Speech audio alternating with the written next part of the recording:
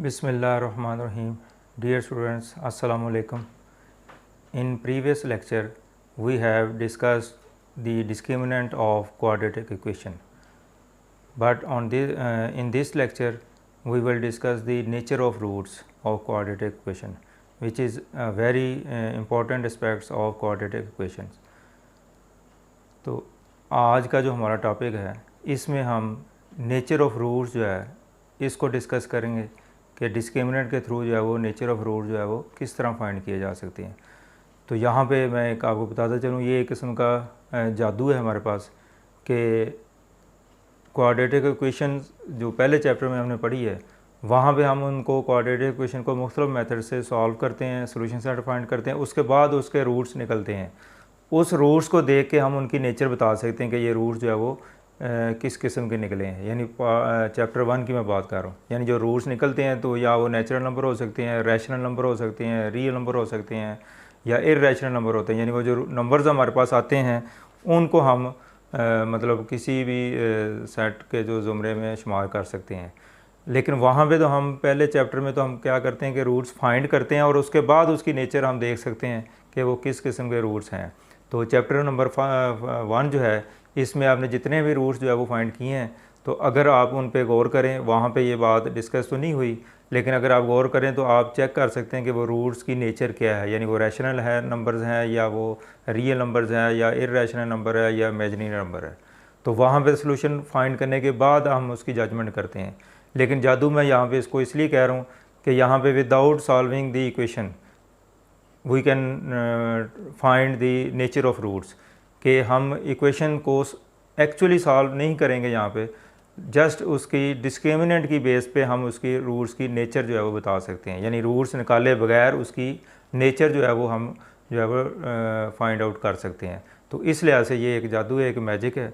तो आइए देखते हैं कि कैसे हम बगैर रूट्स निकाले जो है वो उसकी नेचर जो है वो बता सकते हैं। पिछले जो लेक्चर है इसमें हमने डिस्क्रिमिनेंट के बारे में डिस्कस किया था। तो अगर आपको डिस्क्रिमिनेंट के लिहाज से कुछ प्रॉब्लम है, कोई इशू है, वो पॉइंट क्लियर नहीं है, तो आप मेरी पिछली वीडियो जो आई बटन ऊपर आपको शो हो रहा है तो उसको क्लिक करेंगे तो डिस्क्रिमिनेंट पे जो मेरी वीडियो है वो आप उस लेक्चर को जो है वो सुन सकते हैं। तो उसके बाद चूँकि डिस्क्रिमिनेंट आपको निकालना आएगा तो फिर अगली बात हमारी स्टार्ट होगी, rules to find the nature of roots of quadratic equations. तो अब डिस्क्रिमिनेंट की बेस पे जो है, डिस्क्रिमिनेंट b² - 4ac इसको हम डिस्क्रिमिनेंट कहते हैं। इसमें a b c जो है वो रैशनल नंबर्स हैं। तो अब rules to find the nature of roots of quadratic equations, तो वो कौन से रूल्स हैं जिससे हम ये आइडेंटिफाई करते हैं कि उस क्वाड्रेटिक इक्वेशन के जो नेचर है वो किस किस्म की होगी। तो basically there are 4 rules to find the nature of roots of quadratic equations. अब पहला रूल जो है, if b² - 4ac is greater than 0, b² - 4ac is greater than 0। अब इस एक्सप्रेशन का क्या मतलब है? अब ये जो चीज़ है अगर आप गौर करें तो ये हमारा डिस्क्रिमिनेंट है। तो अगर डिस्क्रिमिनेंट जो है वो ग्रेटर दैन 0 हो, यानी ये कंडीशन क्या है कि जो डिस्क्रिमिनेंट है वो ग्रेटर दैन 0 हो। अब ग्रेटर दैन 0 का क्या मतलब है कि 0 से जो बड़ी टर्म होगी, बड़ा नंबर होगा, तो 0 से बड़ा नंबर वो होता है जो पॉजिटिव नंबर है वो हमेशा 0 से बड़ा होगा। यानी कोई भी पॉजिटिव नंबर वो हमेशा 0 से बड़ा होता है। तो इट मीन्स कि b² - 4ac is greater than 0 means कि ये जो डिस्क्रिमिनेंट है वो पॉजिटिव आएगा। तो अभी आपने डिस्क्रिमिनेंट के क्वेश्चन पिछली लेक्चर में पढ़े हैं। तो जब डिस्क्रिमिनेंट फाइंड करते हैं तो उसकी वैल्यू पॉजिटिव भी आ सकती है, नेगेटिव भी आ सकती है और ज़ीरो भी आ सकती है। ये ज़हन में रखें कि जब डिस्क्रिमिनेंट हम फाइंड करते हैं तो उसकी जो वैल्यूज़ निकलती हैं वो पॉजिटिव भी हो सकती है, नेगेटिव भी हो सकती है, ज़ीरो भी हो सकती है। और इसके अलावा जो वैल्यू निकलती है वो परफेक्ट स्क्वायर भी हो सकती है और परफेक्ट स्क्वायर नहीं भी हो सकती। यानी ये जो डिस्क्रिमिनेंट की वैल्यू है उसके बारे में आपको बता रहा हूँ कि पॉजिटिव भी हो सकती है, नेगेटिव भी हो सकती है, ज़ीरो के इक्वल भी हो सकती है और परफेक्ट स्क्वायर भी हो सकती है और नहीं भी हो सकती। तो इन 3-4 चीज़ों में से ही कोई ना कोई बात जो है वो उसमें आएगी डिस्क्रिमिनेंट फाइंड करने के बाद। तो क्वेश्चन नंबर 1 जो हमने किया उसमें डिस्क्रिमिनेंट आपने निकाले हैं, तो आप चेक कर सकते हैं कि वो जो मैं बात बता रहा हूँ पॉजिटिव, नेगेटिव या ज़ीरो या परफेक्ट स्केयर या परफेक्ट स्केयर नहीं है, तो कोई ना कोई इसी सूरत हाल से आपको सामना होगा। तो इसी को बेस बना के जो है वो हम उसकी नेचर बताएंगे। तो अगर डिस्क्रिमिनेंट जो है वो पॉजिटिव हो एंड ए परफेक्ट स्केयर, और दूसरी कंडीशन क्या है कि ये परफेक्ट स्केयर होना चाहिए, तो यानी 2 कंडीशन है यहाँ पे कि एक तो डिस्क्रिमिनेंट पॉजिटिव होना चाहिए, 0 से ग्रेटर का मतलब है, और दूसरा वो परफेक्ट स्केयर हो। अब परफेक्ट स्केयर क्या मतलब है, जैसे 49 आया है, फर्क को डिस्क्रिमिनेंट जो है किसी क्वाड्रेटिक इक्वेशन का 49 आ जाए। अब 49 जो है वो 7 का स्केयर है, इसका मतलब ये 49 जो है वो एक परफेक्ट स्केयर है, 7 का स्केयर लिख सकते हैं। इसी तरह डिस्क्रिमिनेंट जो है ये नहीं, ये पॉजिटिव भी है और परफेक्ट स्केयर भी है। इसी तरह डिस्क्रिमिनेंट जो है फ़र्ज़ किया कि ये 10 आ जाता है। अब ये पॉजिटिव तो है लेकिन परफेक्ट स्केयर नहीं है, यानी 10 जो है वो किसी का स्केयर नहीं है। तो ये 49 जो है वो इसमें पॉजिटिव भी है क्योंकि 0 से बड़ा है, और परफेक्ट स्केयर भी है, लेकिन 10 जो है पॉजिटिव है लेकिन ये परफेक्ट स्केयर नहीं है। यानी जो पॉजिटिव अगर उसका डिस्क्रिमिनेंट निकलता है तो आगे 2 ऑप्शंस हैं कि या तो वो परफेक्ट स्केयर होगा या नहीं होगा। तो अब पहली कंडीशन जो है कि पॉजिटिव हो डिस्क्रिमिनेंट और परफेक्ट स्केयर हो, then the roots will be rational and unequal. तो फिर उसकी रूट्स की नेचर क्या होगी कि रूट्स जो है वो रैशनल होंगे, यानी रियल नंबर। तो बेसिकली रैशनल नंबर या इररेशनल नंबर दोनों ही रियल नंबर होते हैं, तो इसलिए रैशनल नंबर होगा, यानी अल्टीमेटली वो एक रियल नंबर होगा, और अनइक्वल होंगे। यानी ये कंडीशन है इसके साथ कि अगर ये और ये हो तो फिर रिज़ल्ट क्या होगा कि roots are rational and unequal, यानी रूट्स जो है वो रैशनल नंबर होंगे और अनइक्वल होंगे। अनइक्वल से मतलब ये कि एक्स की जो वैल्यू निकलेगी वो जैसे एक वैल्यू 3 निकली है और दूसरी वैल्यू जो है वो 5 निकली, यानी इक्वल कभी भी रूट्स नहीं आएंगे ये। तो अगर डिस्क्रिमिनेंट पॉजिटिव हो तो उसके रूट्स को अगर एक्चुअली फाइंड किया जाए, जैसा कि हम क्वेश्चन एक करेंगे तो उसमें इसको करेंगे भी, तो फिर उसके रूट्स क्या होंगे, हमेशा वो रैशनल होंगे और अनइक्वल होंगे। ये अगर 2 कंडीशन पूरी हो रही हैं तो ठीक है। Number 2, if B square minus 4ac is greater than 0। अब दूसरी कंडीशन क्या है कि डिस्क्रिमिनेंट जो है वो पॉजिटिव हो, ये भी डिस्क्रिमिनेंट पॉजिटिव है, ये भी डिस्क्रिमिनेंट पॉजिटिव है, and is not a perfect square,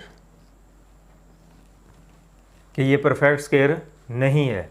यानी पहली और दूसरी कंडीशन में सिर्फ सिंपल एक माइनर सा डिफरेंस है कि ये भी पॉजिटिव डिस्क्रिमिनेंट है, ये भी पॉजिटिव डिस्क्रिमिनेंट है। यहाँ पे वो परफेक्ट स्केयर होगा, जो डिस्क्रिमिनेंट निकलेगा, यहाँ पे परफेक्ट स्केयर नहीं होगा। जैसे मैंने ये एग्जांपल दी, अगर डिस्क्रिमिनेंट 10 आ जाए, ये पॉजिटिव भी है लेकिन ये डिस्क्रिमिनेंट इसका जो है ये परफेक्ट स्केयर नहीं है। तो आप ऐसे समझ लें कि ये जो पहला रूल बताया उसकी एग्जांपल ये बनती है, और जो दूसरा रूल बता रहा हूँ उसकी एग्जांपल ये बन रही है। तो फिर रूट्स के बारे में उसकी नेचर क्या होगी, then the roots will be irrational and unequal, कि रूट्स जो है फिर उसके इररेशनल नंबर होंगे और अनइक्वल होंगे। अब अनइक्वल की बात तो दोनों में आ रही है। यहाँ पे अगर परफेक्ट स्केयर होगा तो फिर रूट्स उसके हमेशा रैशनल होंगे और इसके रूट जो है वो हमेशा इररेशनल होंगे। अब रैशनल और इररेशनल नंबर जो है ये क्या होते हैं, तो ये आप छोटी क्लास में पढ़ चुके हैं, लेकिन अभी इंशाल्लाह चंद दिनों में मैं इसके बारे में एक वीडियो जब अपलोड करूँगा जिसमें रैशनल और इररेशनल नंबर और रियल नंबर के बारे में जो है वो एक्सप्लेनेशन दी होगी। तो बड़ा अहम ये टॉपिक है और छोटी ग्रेड्स के लेवल से लेकर बड़ी क्लासेस तक ये कंसेप्ट जो है वो यूज़ होता है। तो इसलिए हर स्टूडेंट को रैशनल, इररेशनल और रियल नंबर इसका कंसेप्ट जो है वो क्लियर होना चाहिए। तो इंशाल्लाह इसको मैं एक्सप्लेन करूँगा किस दिन डिटेल से। तो यानी दोनों कंडीशन में आपको क्या बता दिया कि पहली कंडीशन सेम है कि पॉजिटिव है, इधर परफेक्ट स्केयर है, तो फिर रूट्स क्या होंगे, रैशनल और अनइक्वल होंगे। और अगर परफेक्ट स्केयर ना हो, बाकी कंडीशन वही है, तो फिर रूट्स इररेशनल होंगे और अनइक्वल होंगे। यानी उसका जो डिस्क्रिमिनेंट है वो इस फॉर्म में आ सकता है। यानी अगर वो क्वाड्रेटिक फार्मूले के लिहाज से होगा तो वो यानी स्केयर, आपने देखा होगा पहले चैप्टर जो है उसमें हम जब सॉल्यूशन सेट निकालते हैं, एक्स की वैल्यू फाइंड करते हैं, तो बाज़ का एंड तक स्केयर रूट ख़त्म नहीं होता। तो जिन क्वेश्चन में स्केयर रूट ख़त्म नहीं होता समझ लें वो परफेक्ट स्केयर नहीं होते, इसलिए स्केयर रूट एंड तक वो क्वेश्चन तक चलता है।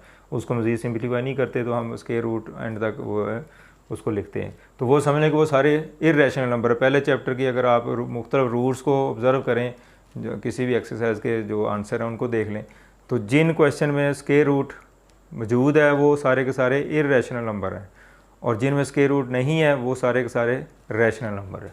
तो इसका मतलब कि पहली कंडीशन में सारे के सारे वो रूट्स हासिल होते हैं जिसकी उसमें क्या कहते हैं परफेक्ट स्केयर होने की वजह से स्केयर रूट ख़त्म हो जाता है। अभी हम क्वेश्चन करेंगे तो फिर ज़रा आइडिया आपको हो जाएगा। अब रूल नंबर 3 जो है, if discriminant is equal to 0, कि डिस्क्रिमिनेंट जो है वो 0 के इक्वल आए, then the roots are rational and equal. तो फिर उसके रूट जो है वो रैशनल यानी इरेशनल हो या रैशनल हो, वो रियल नंबर तो होते हैं, ये अंडरस्टूड है, तो रैशनल होंगे और इक्वल होंगे। तो अगर डिस्क्रिमिनेंट 0 आ जाए तो फिर रूट जो है वो रैशनल होते हैं और इक्वल होते हैं। इसका मतलब वो एक्स की अगर ऐसी इक्वेशन का सोल्यूशन फाइंड करते हैं तो एक्स की सेम वैल्यू निकलेगी।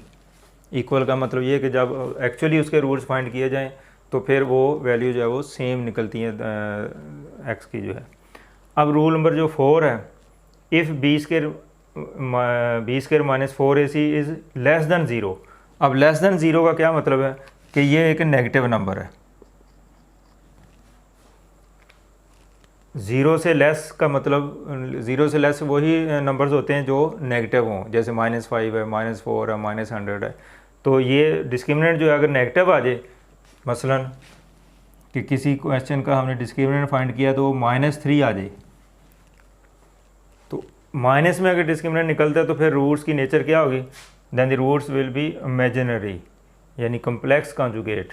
तो इमेजिनरी नंबर जो है वो 9th क्लास में आपने पढ़े हैं, तो एओटा की फॉर्म में ये होंगे, तो वो रूट्स जो है वो इमेजिनरी होंगे। अगर ऐसे क्वेश्चन का अगर हम सोल्यूशन सेट एक्चुअली फाइंड करते हैं तो एंड में जो स्क्वायर रूट के अंदर एक नेगेटिव साइन वाली टर्म जो है वो आ जाएगी। तो ये इसकी निशानी है कि जो अगर पहले चैप्टर में आपने कोई इस तरह का क्वेश्चन किया है कि जिसके रूट्स में स्क्वायर रूट एंड तक ख़त्म नहीं होता, यानी वो परफेक्ट स्क्वायर नहीं होता, और स्क्वायर रूट के अंदर जो है वो नेगेटिव साइन मौजूद है, तो समझ लें कि वो रूट जो है वो क्या होंगे, कम्प्लेक्स रूट्स उसको कहेंगे या इमेजिनरी रूट्स का नाम देंगे। तो ये बेसिकली 4 इसके रूल्स हैं, इसके क्या कहते हैं, इसकी नेचर को फाइंड करने के लिए। तो अब ये चारों रूल जो है ये आपको उसमें शॉर्ट क्वेश्चन में पूछे जा सकते हैं और इसके MCQs भी आपको दिए जा सकते हैं, ये कंडीशन दे के then the roots are dash dash. तो इस तरीके से ये MCQs टाइप बना के भी आपको दिए जा सकते हैं। तो ये बड़े अहम, एक तो ये MCQs यानी ऑब्जेक्टिव वाइज पेपर जो है उस टाइप का ये क्वेश्चन बन सकता है, और दूसरा इसी रूल्स की बेस पे ये पूरी एक्सरसाइज जो है वो सॉल्व होनी है। तो ये नेक्स्ट हमारी जो एक्सरसाइज 2.1 है, तो इसके जितने भी क्वेश्चन है ये बड़ी इंपॉर्टेंट एक्सरसाइज है एग्जामिनेशन पॉइंट ऑफ व्यू से। तो इसमें से आमतौर पर एक क्वेश्चन जो है वो आता है, लेकिन इसमें वही स्टूडेंट इसको कर पाएगा जिसको ये रूल जो है वो इसकी याद होंगे और इसकी कोई अंडरस्टैंडिंग होगी। तो इस बेस पे हम जो है वो इसके क्वेश्चन जो है वो सॉल्व करेंगे। तो चलते हैं हम अपने नेक्स्ट क्वेश्चन की तरफ।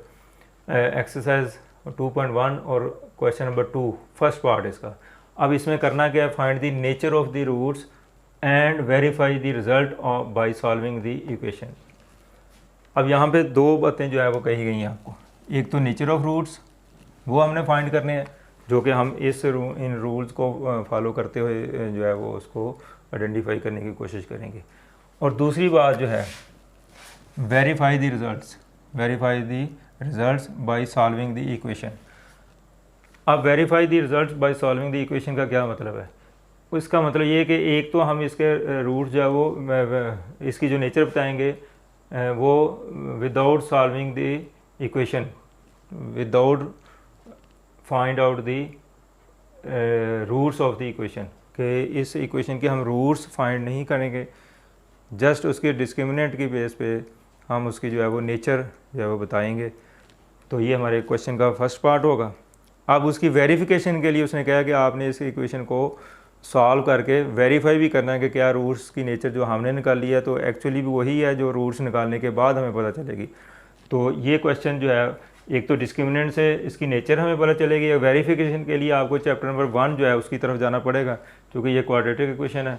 तो आप इसको वो 3 मेथड जो आपने पढ़े थे, फैक्टराइजेशन मेथड पढ़ा आपने, कंप्लीटिंग स्केयर मेथड पढ़ा है और क्वाड्रेटिक फार्मूला पढ़ा है, तो उन 3 मेथड में से जो भी यहाँ पे एप्लीकेबल होगा वो हम मेथड यूज़ करेंगे और इसके एक्चुअल रूट जो है वो फाइंड करेंगे पहले चैप्टर के मेथड से, और फिर हम चेक करेंगे कि जो रूट्स हमने फाइंड किए हैं तो क्या उसकी नेचर वही निकलती है जो एक्चुअल रूट्स फाइंड करने के बाद हम देखेंगे।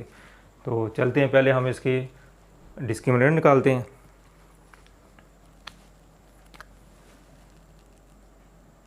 इसमें ए की वैल्यू 1, बी की वैल्यू 23 और सी की वैल्यू 120। तो ए बी सी की वैल्यू निकाल दी हमने इसमें। अब इसका डिस्क्रिमिनेंट क्या होगा, बी स्केयर माइनस 4ac। तो बी की वैल्यू 23 का स्केयर माइनस 4ac 1 और 120। तो अब हमने इसको सिंप्लीफाई करना है। 23 इसका स्केयर 529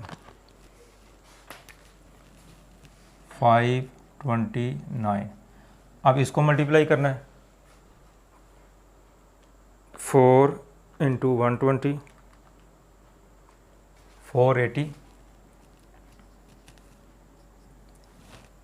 अब इसको माइनस करें, इसमें दोनों साइन डिफरेंट है तो बड़ी टर्म में से छोटी माइनस कर देंगे। 529 में से 480 माइनस करेंगे और साइन जो है वो बड़ी टर्म का आएगा 49। तो डिस्क्रिमिनेंट जो है वो इसका 49 जो है वो हमने फाइंड कर लिया।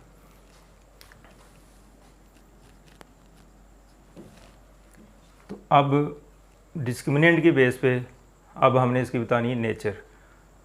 तो अब देखना है कि ये जो डिस्क्रिमिनेंट है ये कहाँ फॉल कर रहा है इन चारों रूल्स में से। अब 49 जो है, एक तो ये पॉजिटिव है, ये नेगेटिव टर्म नहीं आई, ये पॉजिटिव आई है। तो अब देखेंगे अगर पॉजिटिव है तो कौन सी पॉसिबिलिटीज़ यहाँ पे मौजूद है। अब यहाँ पे भी जो डिस्क्रिमिनेंट वो पॉजिटिव होता है और कंडीशन 2 जो है इसकी रूल 2 है उसमें भी जो डिस्क्रिमिनेंट जो है वो पॉजिटिव होता है। इसमें 0 के इक्वल है और इसमें नेगेटिव नंबर है। इसका मतलब ये कि ये डिस्क्रिमिनेंट हमारा पॉजिटिव निकला है, तो इसका मतलब ये जो पहले 2 कंडीशंस है इसको जो है वो फॉलो कर रहा है ये, कि डिस्क्रिमिनेंट पॉजिटिव होने की वजह से या तो ये रूल 1 में लाई करेगा या 2 में लाई करेगा। अब हमने अगला काम क्या करना है, ये पॉजिटिव होने की वजह से ये कंडीशन 1 और 2 जो है, रूल्स 1 और 2 दोनों को हम जो है कंसिडर करेंगे, लेकिन एट द एंड जो है वो एक ही इसमें से इस पे एप्लीकेबल होगा। अच्छा, दूसरा इसमें कंडीशन क्या थी, एंड ए परफेक्ट स्केयर, और इसमें परफेक्ट स्केयर नहीं होता है। यानी एक तो डिस्क्रिमिनेंट पॉजिटिव है, उस हवाले से इस ये रूल भी यूज़ हो सकता है और ये भी हो सकता है। अब हमने देखना है कि अगली जो बात यहाँ पे बयान की गई थी वो क्या थी कि परफेक्ट स्केयर, और ये परफेक्ट स्केयर नहीं है। तो अब 49 जो है इसको चेक करना है कि क्या ये पॉजिटिव के साथ साथ परफेक्ट स्केयर है या नहीं है। तो 49 चूँकि परफेक्ट स्केयर है, इसको हम लिख सकते हैं 7 का स्केयर। अब देखें 49 जो है वो परफेक्ट स्केयर है, तो इसलिए हमने इसको 7 का स्केयर लिख दिया। अगर 7 का स्केयर लेंगे तो 49 आ जाएगा। अच्छा, अब ये पॉजिटिव भी है। अब यहाँ पे 2 कंडीशन जो है वो फुलफिल हो रही हैं।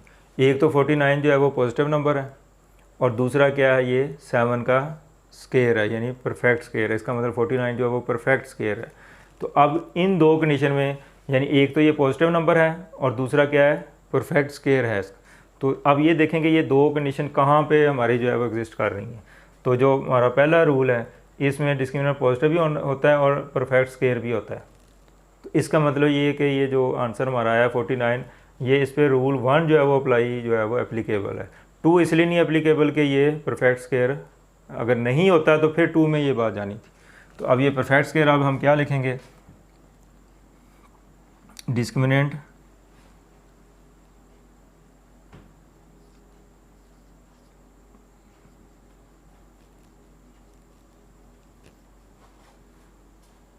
is positive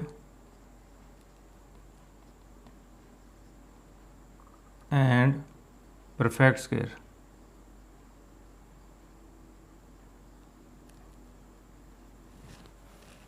कि दो बातें कि डिस्क्रिमिनेंट क्या है, ये पॉजिटिव है और दूसरा परफेक्ट स्क्वायर है।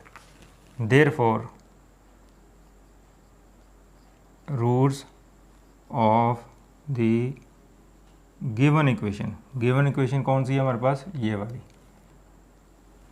Roots of the given equation are, अच्छा दो कंडीशन जो है वो हमारी फुलफिल हो रही हैं, पॉजिटिव और परफेक्ट स्क्वायर। अब रूट्स क्या होंगे, then the roots are rational and unequal.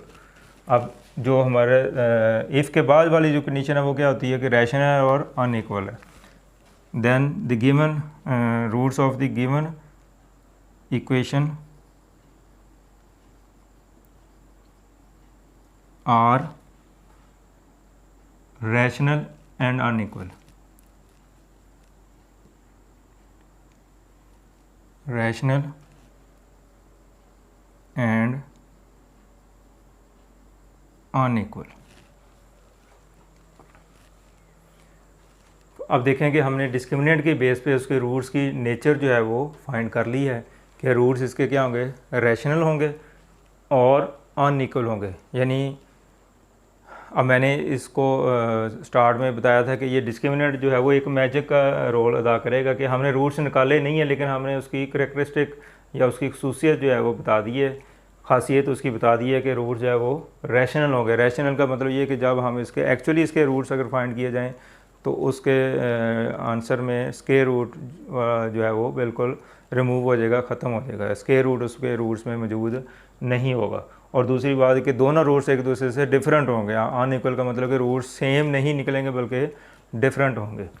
तो अब इस क्वेश्चन का एक पार्ट हमने सॉल्व कर दिया है कि नेचर जो ऑफ द रूट्स जो है वो हमने फाइंड कर ली है। अब वेरीफाई करना है, और वेरिफिकेशन जो है वो इस इक्वेशन को एक्चुअली सॉल्व करने से ही हो सकती है। अब इसकी वेरिफिकेशन के लिए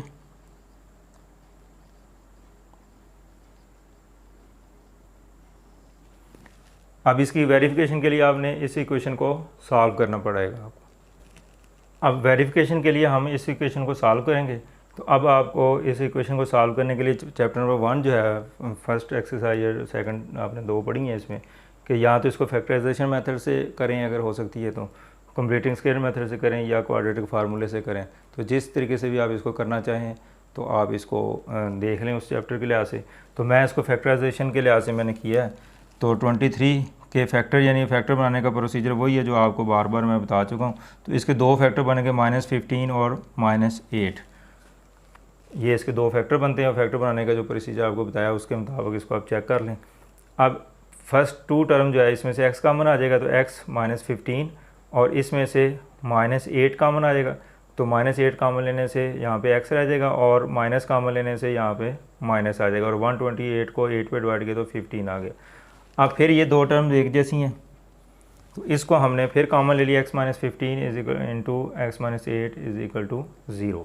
अब हमारे पास 2 फैक्टर्स, इनका प्रोडक्ट आ गया 0 के इक्वल। तो इसका मतलब या ये फैक्टर 0 है या ये फैक्टर 0 है।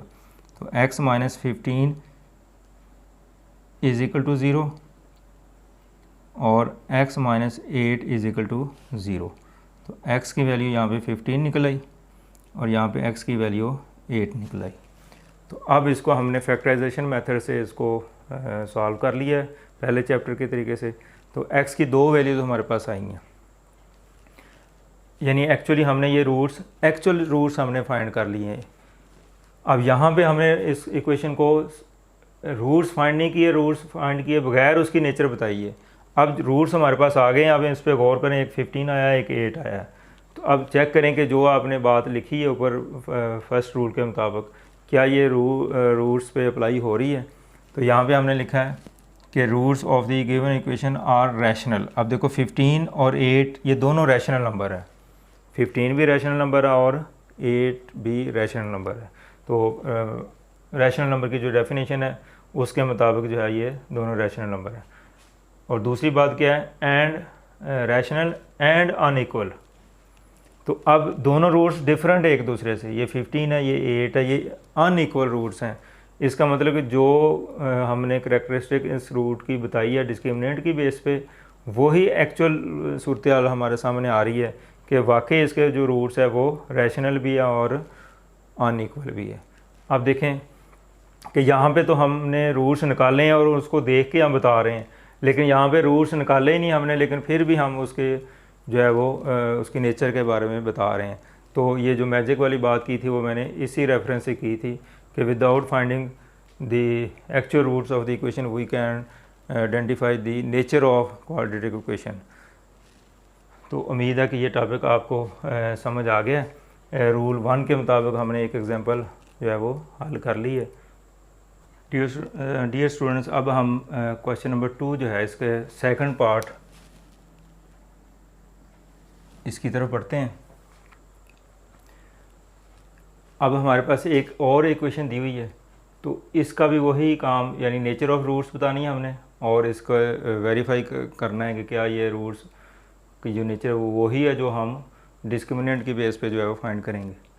तो बिल्कुल सेम वही प्रोसीजर जो आप पिछले इक्वेशन के लिए किया था आपने, कि इसमें ए बी सी की वैल्यू फाइंड करें, डिस्क्रिमिनेंट का फार्मूला अप्लाई किया, तो इसमें बी की वैल्यू 3 का स्केयर आ जाएगा -4 ए सी, ए की वैल्यू 2 और सी की वैल्यू 7।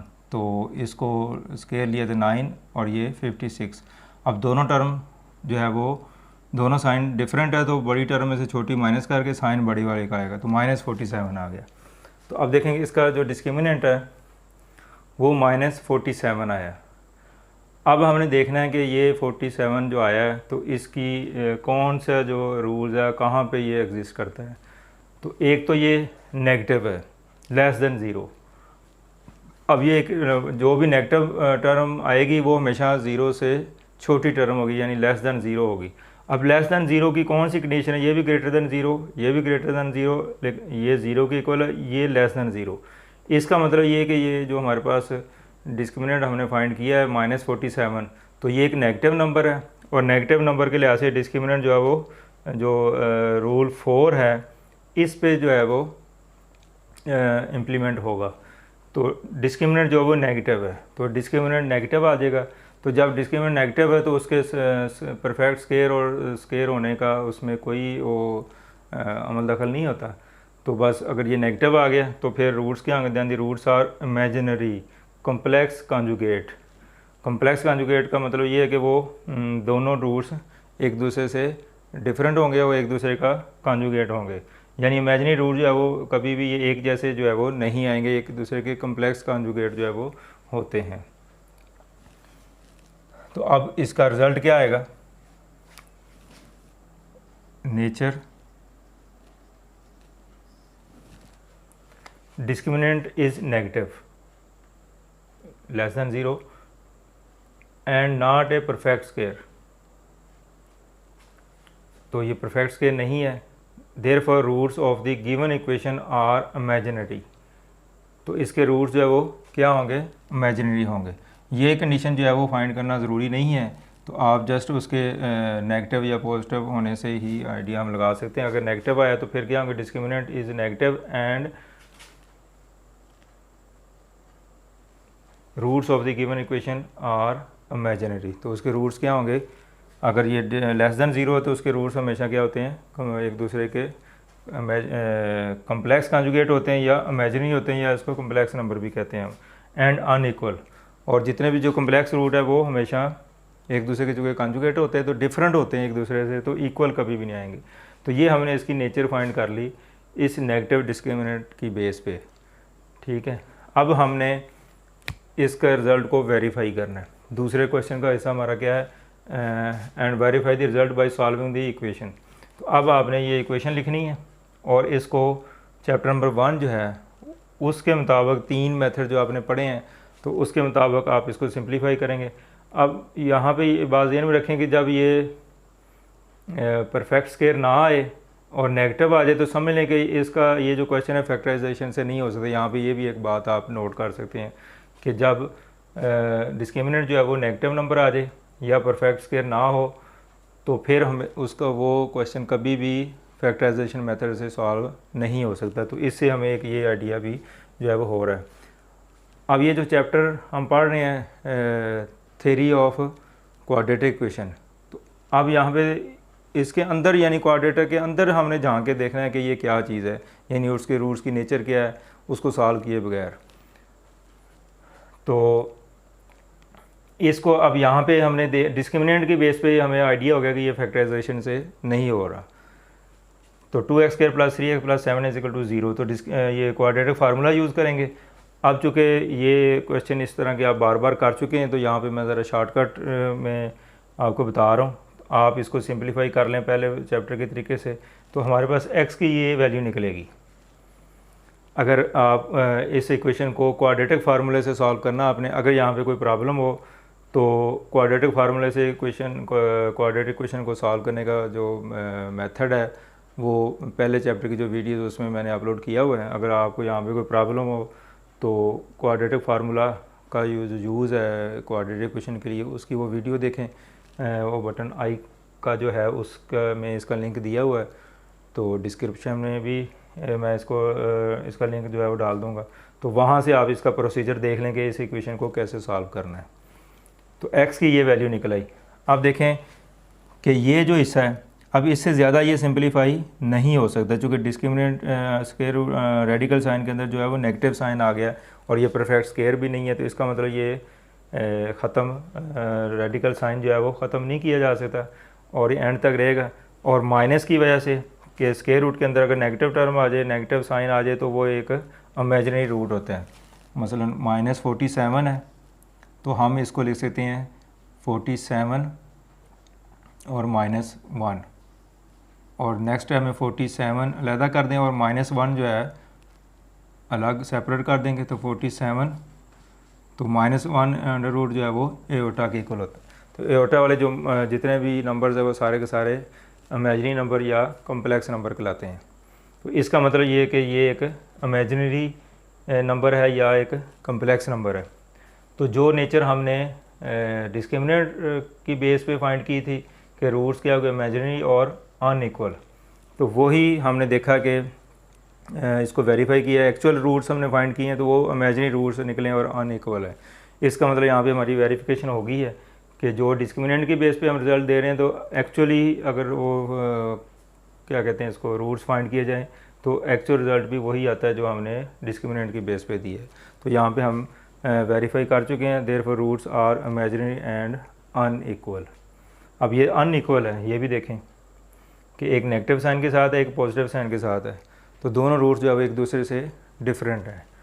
अब देखें मैजिक फिर वही है कि without finding the actual roots we can identify the nature of roots and then we after verification this result can be verified.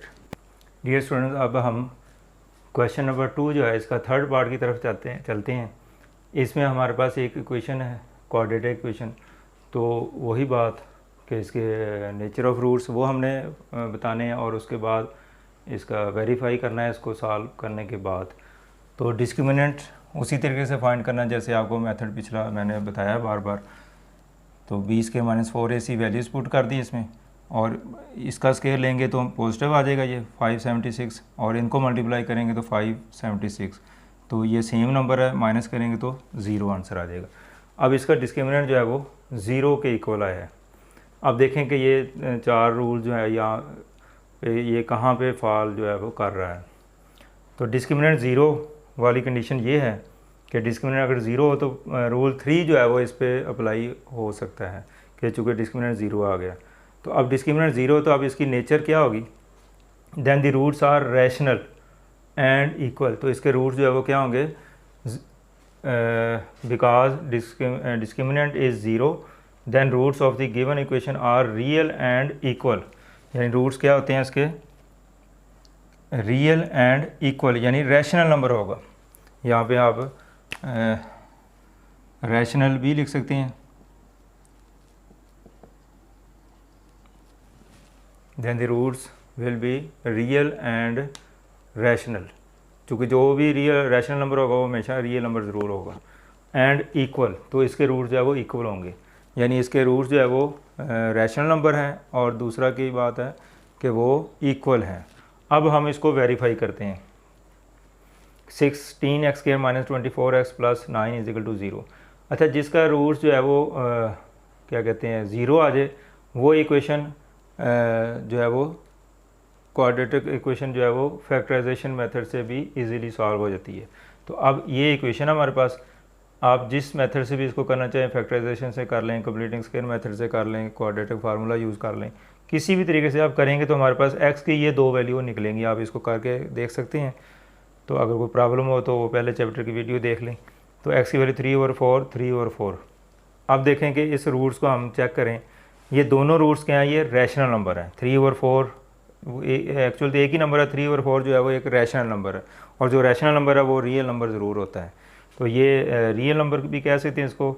और दूसरी बात ये कि ये इक्वल रूट्स निकले हैं, तो इसका मतलब roots are real and equal, यानी वही कंडीशन जो हमने ऊपर without finding the actual roots, तो वही कंडीशन हमने चेक की है। तो रूट्स निकालने के बाद भी वही तय हुआ है कि रियल और इक्वल है।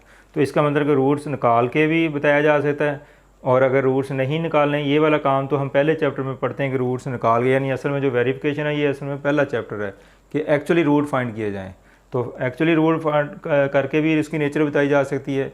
लेकिन अब दूसरे चैप्टर में हम क्या कर रहे हैं कि हम रूट्स एक्चुअली इसको फाइंड नहीं करेंगे, सिर्फ एक जस्ट एक आपको वेरिफिकेशन के लिए एक ये क्वेश्चन दिया हुआ है, वरना इस एक्सरसाइज में जितने भी क्वेश्चन हैं उसमें हम एक्चुअल रूट्स नहीं फाइंड करेंगे, जस्ट उसका डिस्क्रिमिनेंट को यूज़ करते हुए रूट्स की नेचर जो है वो बता सकेंगे। तो ये आज का टॉपिक हमारा जो है वो कंप्लीट हुआ है। तो इस तरह आपको कोई भी क्वाड्रेटिक इक्वेशन दी जाए और उसके रूट्स पूछे जाएँ, तो सेम आपने इसी पैटर्न पे, जितने मैंने आपको ये कुछ क्वेश्चंस करवाए हैं एग्जांपल के तौर पर, तो आपने जस्ट डिस्क्रिमिनेंट निकालना है और डिस्क्रिमिनेंट को चेक कर लेना कि ये किस रूल, जो कौन सा रूल उस पर अप्लाई हो रहा है, तो उसके मुताबिक फिर उसकी जो कंडीशन है वो रूल्स पे अप्लाई कर दें और आप उसकी नेचर बता दें। तो उम्मीद है कि आज का टॉपिक जो है वो आपको क्लियर हो चुका होगा। बड़ा इम्पोर्टेंट जो वो टॉपिक है।